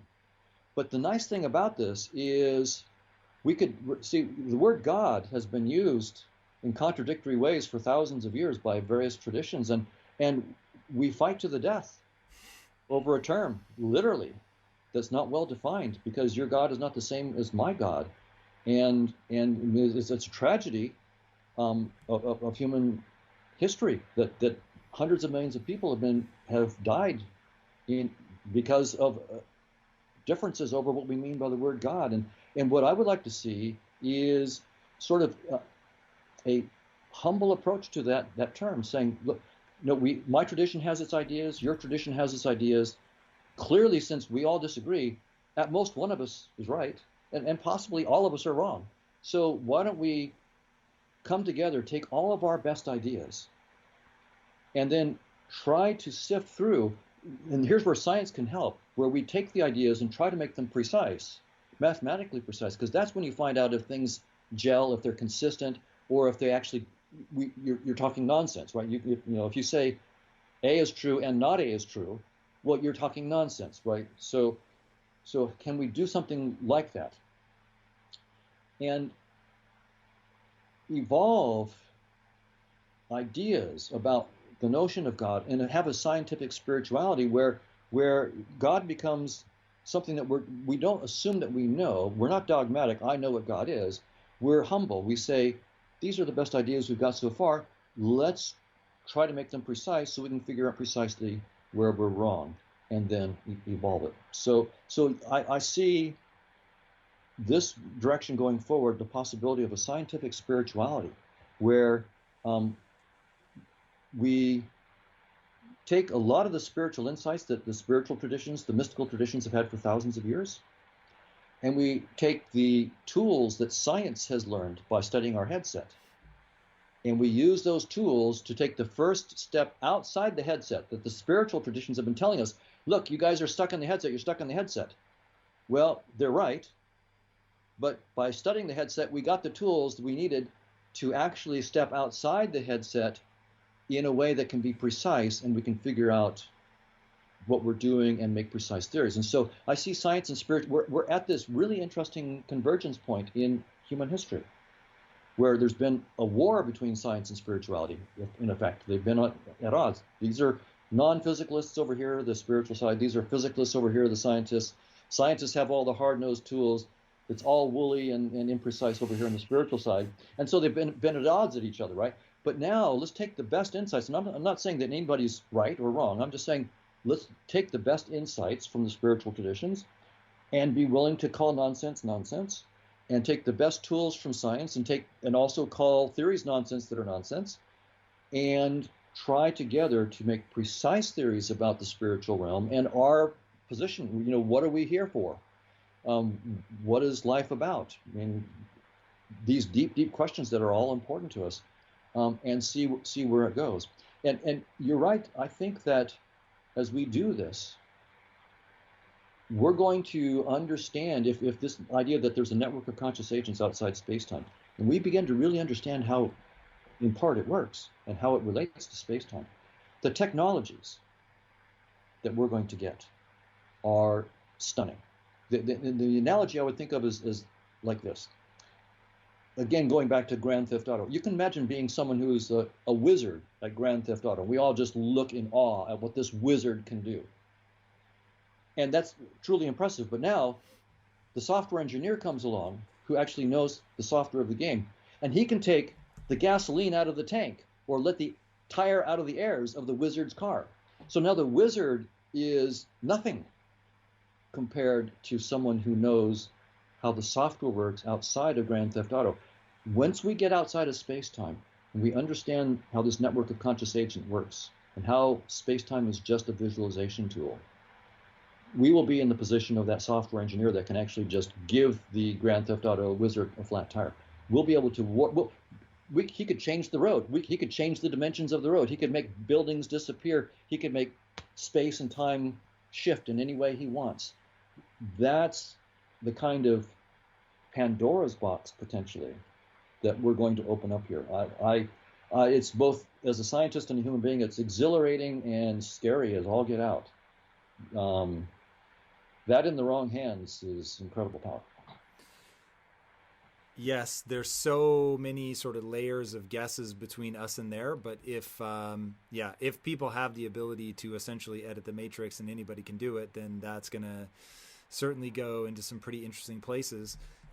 Before we ponder that, though, I want to ask you, what do you think of Einstein's statement that I want to know God's thoughts, everything else is just details? Well, there's a sense in which I am very much on board with Einstein. In some sense, the attitude is, I mean, who cares that there are so many kinds of quarks, and who cares that there are so many kinds of gluons, and that the mass of the electron is such and such, and I mean,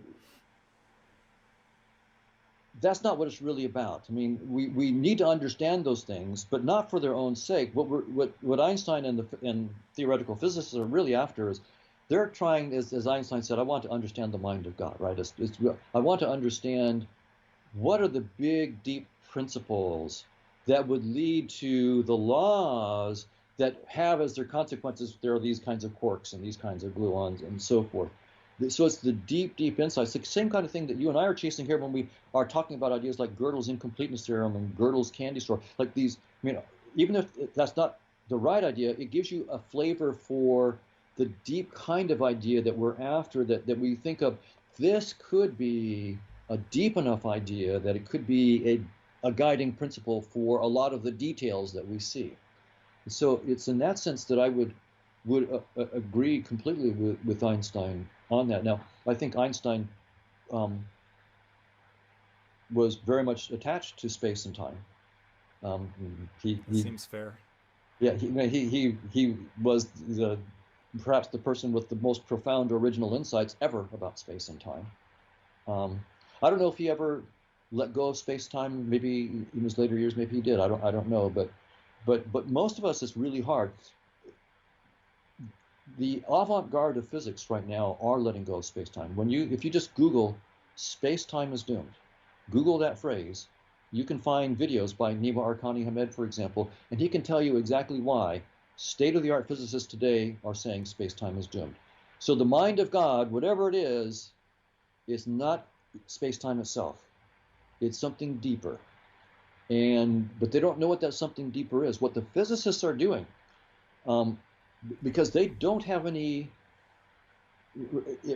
idea of what's beyond space and time. What they're doing, which is really brilliant, they're saying, let's take the mathematics of the models that we do have in space-time, quantum field theory, gravity.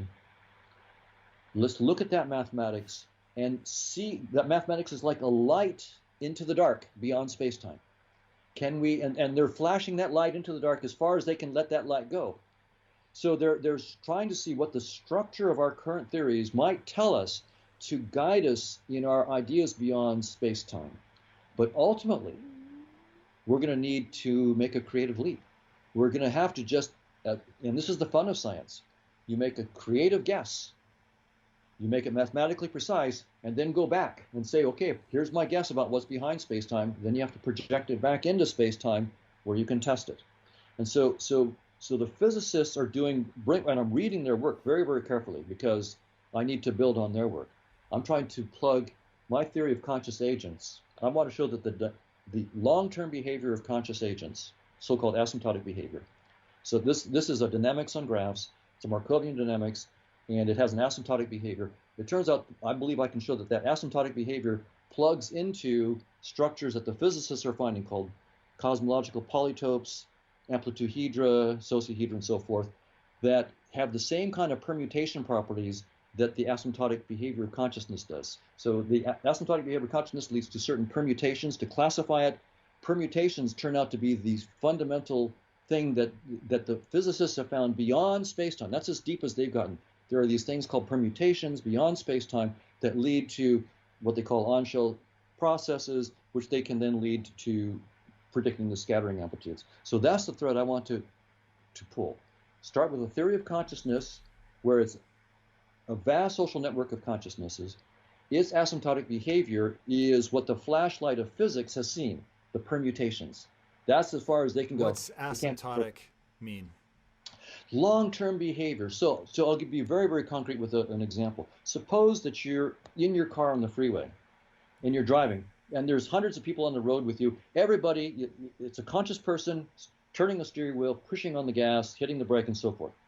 Now imagine you're up in a helicopter, half a mile up, and you're looking down. You're the Channel 7 News, and what you see is a bunch of little specks, little dots moving on the freeway. You don't see any consciousnesses. You could think of it as particle flow, a bunch of particles flowing. Well, the particles are all stopped here. There's a traffic jam, and now their fluid is flowing. You could use like fluid dynamics, the kind of math that physicists use to describe that, because that's the long-term behavior. You're looking at it from far, far away. You don't see the consciousness. So you're looking at long-term behavior, not the little turn of the wheel, the stepping on the brake of each person. You're looking from very far away. That's asymptotics, looking at the long-term from a far away distance. So that's why physics has never seen consciousness. First, they're studying our headset, not consciousness. And second, the headset itself has only been designed to show us the asymptotic behavior of consciousness, because that's how we data compress, right? This is data compression. I can't see all the Twitter users and what they're tweeting. I see trends. Trends are the asymptotics. And so it turns out when you look at the trend behavior of consciousness, you get these things that we mathematicians call permutations. And that's as far as so that's what I'm coming from my side. Consciousness, asymptotics leads to permutations. The physicists pointing from the headset of space-time into the dark, their flashlight gets to permutations. So we're meeting in the middle. So that's what I'm trying to do, is to bridge that gap. It'll take a couple years. I'm not a physicist, so I'm just learning as much as I can, and I'm working with physicists, but there's a lot of conceptual work to do there. But then this will get back to the question you raised earlier about artificial intelligence. Because once we understand how this whole thread gets pulled that I just described, from consciousness through asymptotics into space-time, we can reverse engineer space-time. And we can open new portals in the interface into conscious agents. The conscious agents are there. We'll be able to rejig our interface to open new portals and see new aspects of this social network of conscious agents that we've never seen before. And maybe some of the technology that we use to do that will look like circuits and software. I don't know. We'll see. And if it does, it would be then, in some sense, we might say, sure, AI with circuits and software has opened, we now have consciousness in that AI, but it will be different. It will be not that the circuits and software in silicon was the founding thing and it created the consciousness as an emergent property. Instead, circuits and software are the language of the interface that we use to describe this much deeper thing we did that opened up a hole, opened up a portal in the interface that looks like circuits and software in our interface, but that's not the truth. That's just what it looks like in our interface. The deeper thing is something with conscious agents and how they operate that we'll learn. So let me make sure I understand that. So are you saying that we can create entities that meet some sort of requirement as to open a portal to conscious beings? Now, that's what the one that we know how to do now is sexual reproduction, and I guess asexual reproduction, depending on where you draw the line of consciousness. But we can make puppies, we can make humans, right. And the act of that somehow, some way meets some criteria that then exactly. Okay, and that there is some configuration that we could do with robotics or AI or a combination thereof that would open a similar portal. You've got it exactly right, Tom. We have, as you just pointed out, we have proof that our interface does have the technology to open new portals. It's pretty low tech. Where do we have that proof? When you have a kid. Okay. But okay. It's fair, a low fair. tech, right? Right. It's low tech. But we know it happens. Okay. We enjoy the process, but we have technology. In other words, our interface has proven that it's got the technology to open new portals. Well said. Now the question is, if we can understand what's really going on there, we should be able to do it, and it may look like AI. And this may also be an answer to a very, very deep question about alien intelligences. Where are they? Well, we're looking at our headset. Of course we can't see them. That's interesting. They're out there. That's really interesting. That's really interesting. We may, I'm not saying we won't find some of them out there. Our headset may give us access to certain alien intelligences on planets around Alpha Centauri and so forth.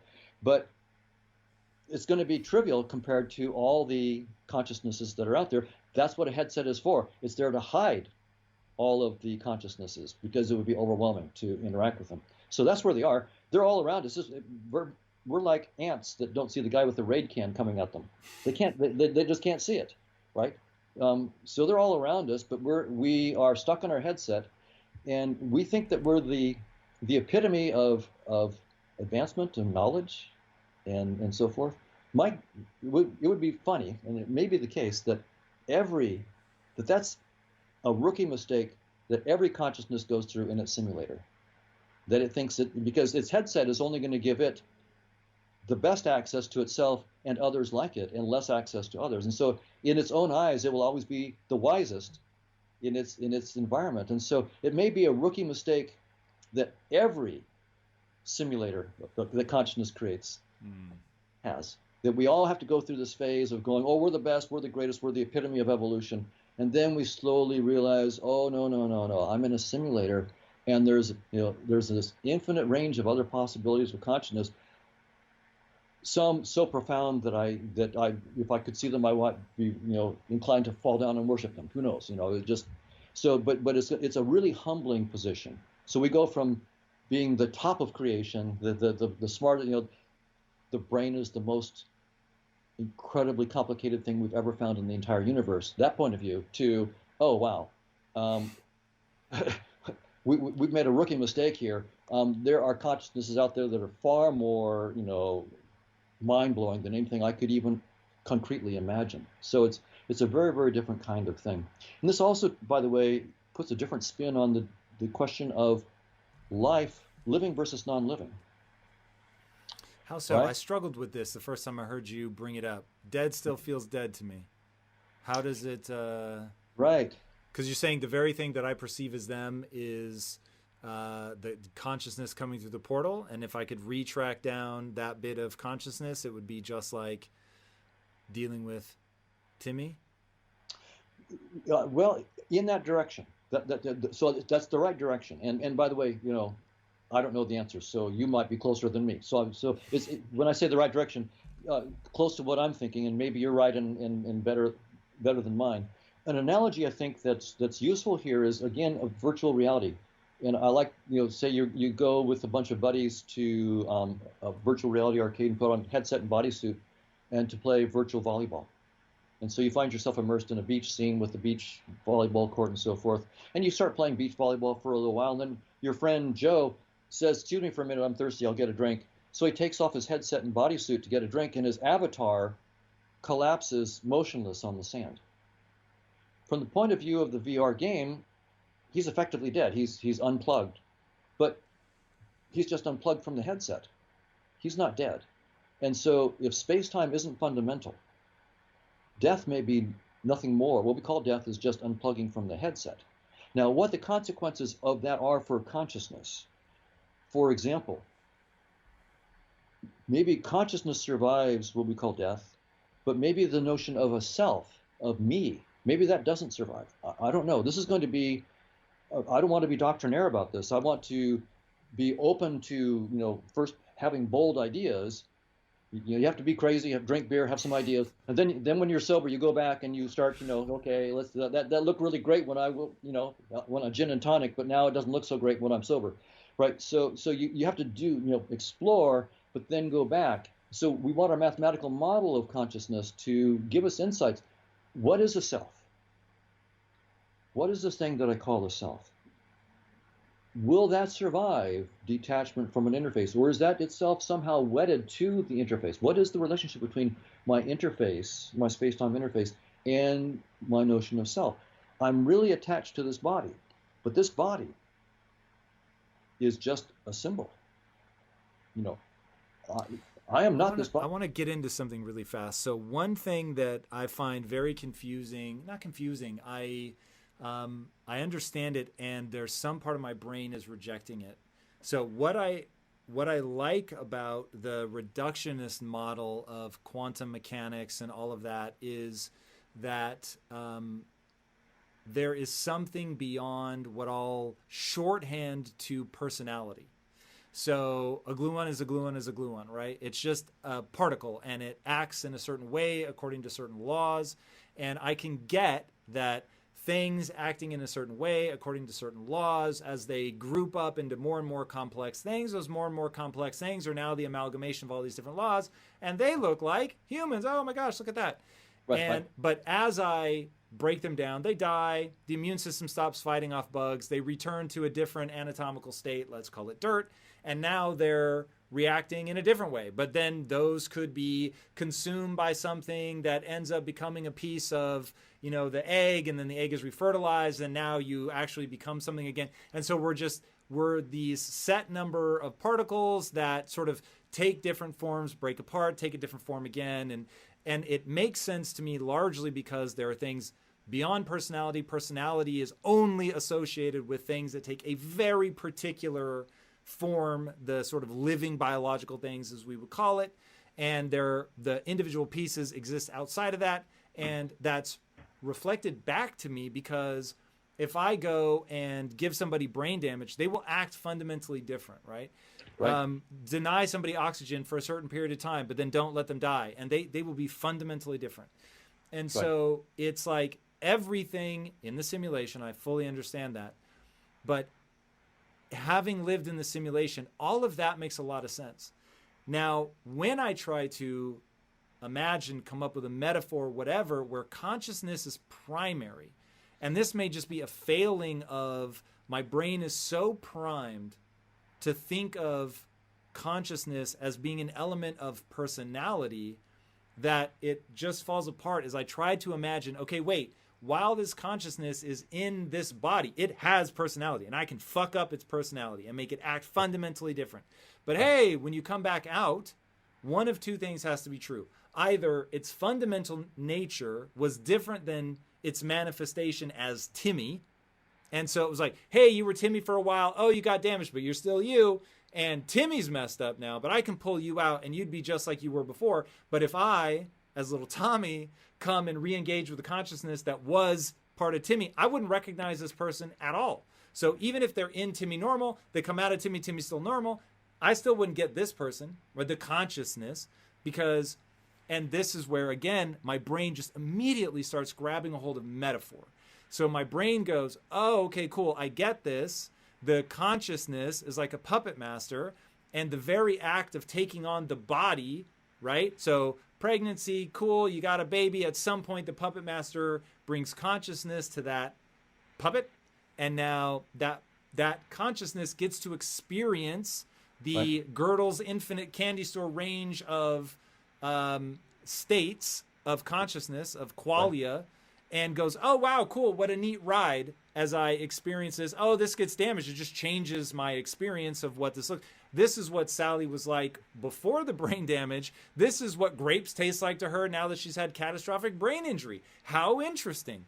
And Right. like, Right. that's where I'm like, one of those two interpretations is way off because I can't reconcile them both. Now, because I've lived my entire life in the headset, it just makes so much more sense to me that individual parts act one way. When they come together, they act another way. I mean, it's just, that's the human body, right? If you're just looking at bacteria, it feels very different. If you're just looking at mitochondria, it's very different. If you're looking at me without bacteria, different. Me without mitochondria, I'm dead, first of all. And it's only as you bring all these together that I actually act the way that I act. So I understand how I am this, I am, a totality. I don't want to put words in your mouth, but it's very poetic and super interesting. A small g God, right? Of something that is like the accumulation of trillions of things that have come together in this pretty amazing form, right? That is delicate and precious and would never want anything to happen to it, but obviously does not rule the universe and, just trying to get through the day.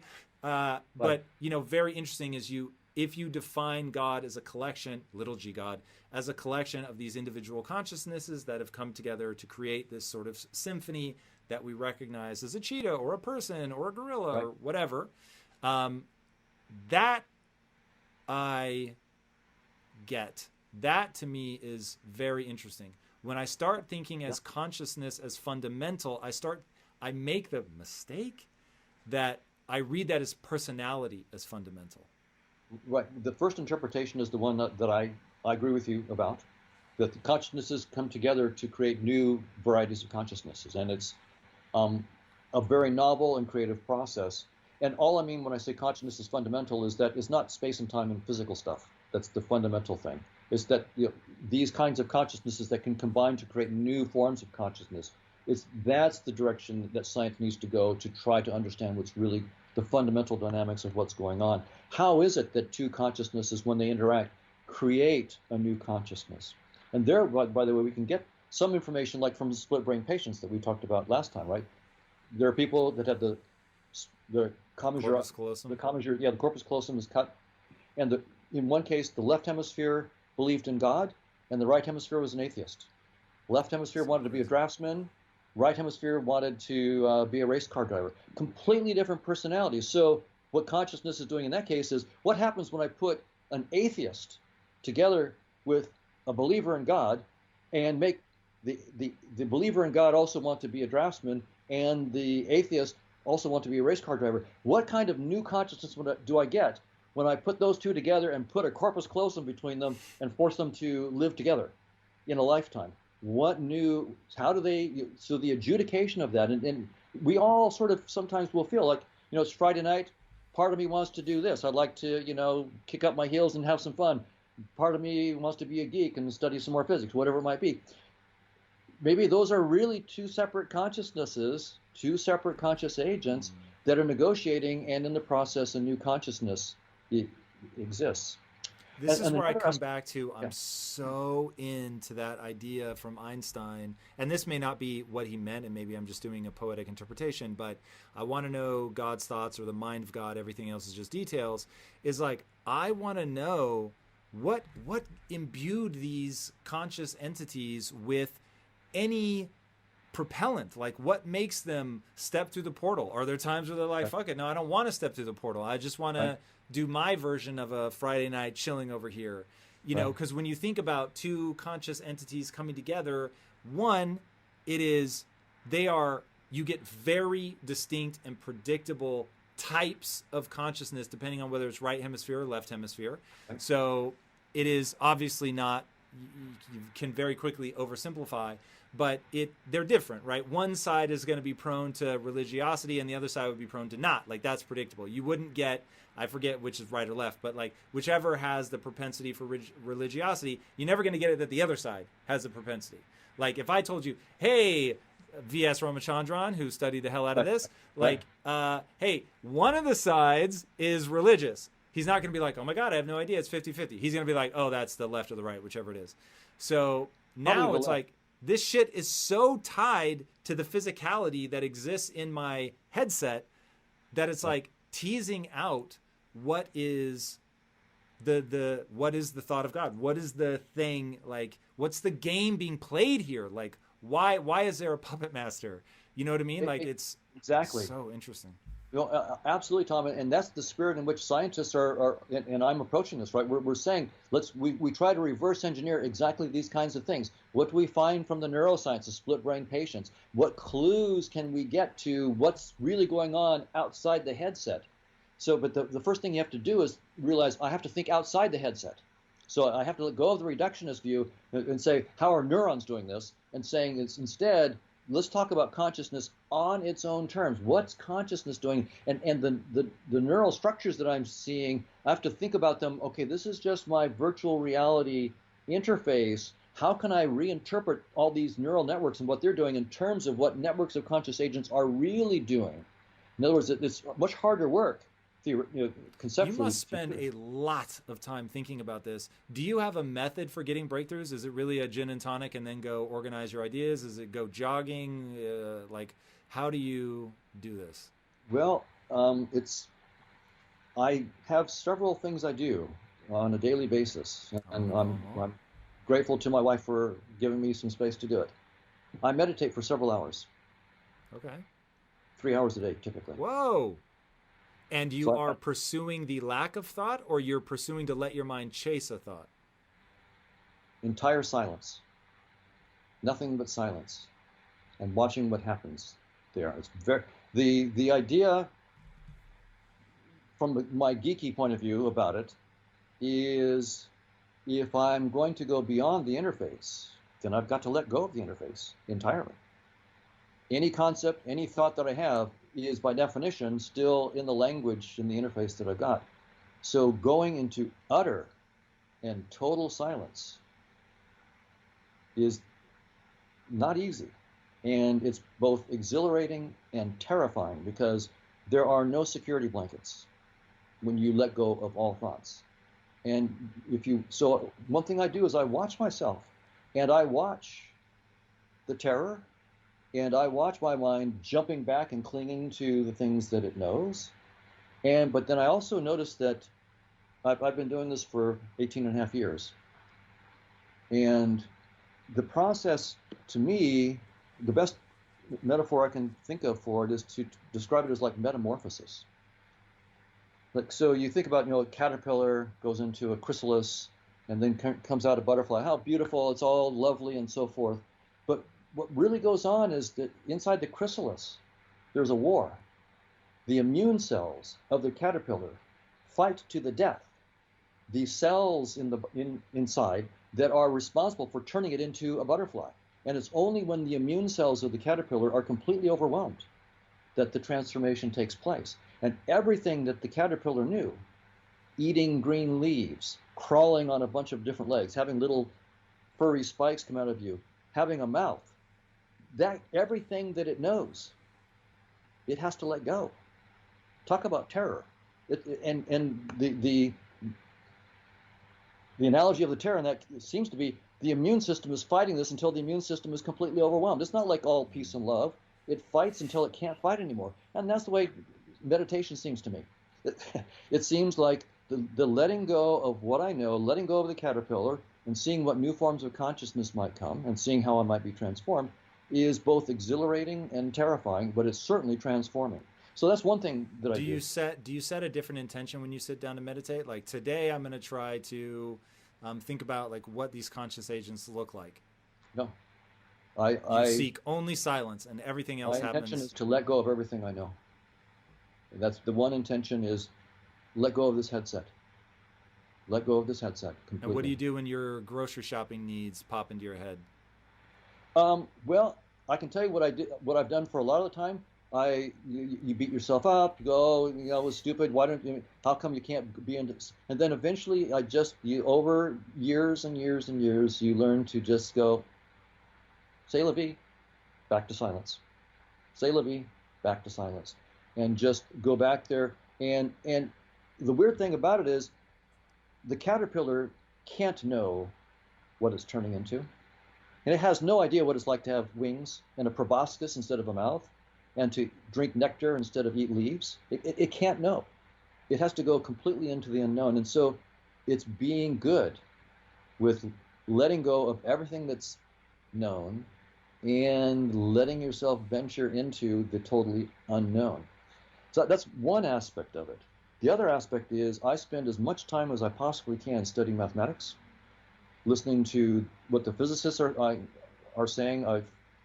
Nima Arkani Hamed gave a course at Harvard in fall of 2019 to the graduate students on the state of play and scattering amplitudes. I've literally transcribed by hand on my computer 17 of his lectures, Whoa. Word for word. And I'm studying them. I'm not a physicist, but and I don't have the talents that these guys do, but I have incredible motivation, and I really want to understand this stuff.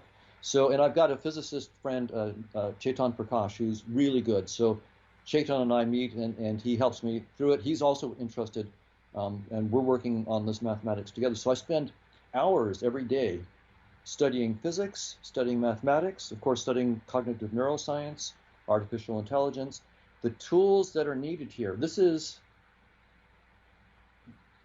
a truly multidisciplinary task, to go all the way from the theory of consciousness through its asymptotic behavior, through cosmological polytopes, into these on-shell diagrams, into space-time and quantum field theory, and then to the Large Hadron, but then eventually to climb up to life and chemistry and neuroscience and psychology, to get the big picture. I mean, I can't get the whole thing, but I'm just trying to get the thread that goes all the way through. That's my goal. Can I pull a thread all the way through that we can then start to build on? And so it's truly multidisciplinary. And so I have to think out of the box all the time. So the meditation is very, very helpful to just let go of the box completely. But then the weird thing about this, and this may be some clue as well to something deep about the whole picture, there seems to be reward for absolute silence, no concepts whatsoever, and absolute precision on the other hand. And there's no reward for sloppy thinking in the middle. So, but silence and precision and we see this in quantum computation, which is really quite interesting. In quantum computation, when you build a quantum computer, on the one hand, we use the most absolute precise theory in mathematics we've ever had, quantum theory. To use quantum information theory, we build these. So this is just like the epitome of sharp thinking, and everything has to be precise. And once you set up the quantum bits and gates and start the computation, now the other side happens. You have to let go completely. You can't intervene. You can't touch the thing in any way. If you interfere in any way, you destroy the computation. So you have, on the one hand, absolute precision, the best that you can do in your interface. And then you step away and you don't touch it with anything in your interface at all. And that's when the horsepower is unleashed. And after that, and that's where the quantum computation power comes. And then at the end, you can look at the quantum bits and gates and get a small thimbleful of the whole rush of computation that went on there. So there's this very interesting thing that I'm trying to understand it. Precision, doing the best precise thinking you can with the current cognitive tools that you've been given, letting go of those cognitive tools altogether, going into complete silence. Those two seem to be really critical, and somehow they come together in quantum computation. Precision and then don't touch. Anybody who's a programmer for classical computing, right, you know that if you write a program, you like to put little tracers in the program to see what it's doing while it's computing, to debug it, to see what went wrong. You can't trace a quantum computer that way. If you trace it, you break the power. That's so it's really weird. Really so weird. there's that kind. So you can see why I'm thinking out of the box. I'm really trying to think in terms of metaphors. How does this weird thing about quantum computation relate to my own experience as a scientist doing precise thinking, or best I can, with no thinking in meditation? How does that relate to quantum? This is the kind of the out-of-box analogies that may lead you nowhere, but it also may lead you to insights, as long as you don't hold on to anything dogmatically, right? That's the sort of the point. Explore, and then be the first to kill off the things that really don't make sense. Don't hold on to them. So it's an anti-dogmatic point of view, but and yet the balance is to be as excited and energetic and having fun, so that you want to do it, right? You have to. It's a balance. I mean, you have to have the energy to go, I really want to do this today. I'm going to study all this math because I might learn something. I might actually break through here. And on the other hand, to not cling to anything you got. I'm probably wrong. I'm probably wrong. I'm probably wrong. That's the balance to have in all of this stuff. And it's possible, but it's really interesting to see how the mind goes into dogmatism. It goes into safety. I think they're maybe the same thing. That's interesting. Same thing. Really could be the same thing. So those are two of the things I do, and then I do a lot of exercise. Like I it's just the case that in this interface, if your body is not physically fit, then you're not going to be at the peak of your mental power. So I have a workout regimen every day of the week. I do either an hour of weight training or an hour and a half of some kind of mild aerobic stuff, and I alternate days. So it's. And then I spend time, with my wife and my family, and kid and grandkids and so forth, and enjoy this part of Girdle's Candy Store. Right. I love that, Donald. Man, this was so much fun. I really, really enjoy spending time with you. I have no doubt we will do a round 3 at some point. Thank you so much for coming back. Where can people get your book? Tell people about the book, where you want them to connect with you. Oh, yes. It's called The Case Against Reality. You can get it on Amazon or Apple and so forth. The Case Against Reality. And then I've got a Twitter feed at Donald D. Hoffman, I think. But if you just Google my name on Twitter, you can find it. And I put links to most of my, I'll put a link to our podcast here and so forth. But, and yeah, so on Twitter, and I have a website at the University of California at Irvine that lists some of my papers and has my email, ddhoff@uci.edu, so people can email me. I get enough that I can't respond to most of the emails, but every once in a while I can respond. So nice. You know what that's like, I'm sure. I do indeed. Right. Cool. Well, guys, check them out for sure. Hopefully you enjoyed this. And if you loved it, be sure to subscribe. And until next time, my friends, be legendary. Take care.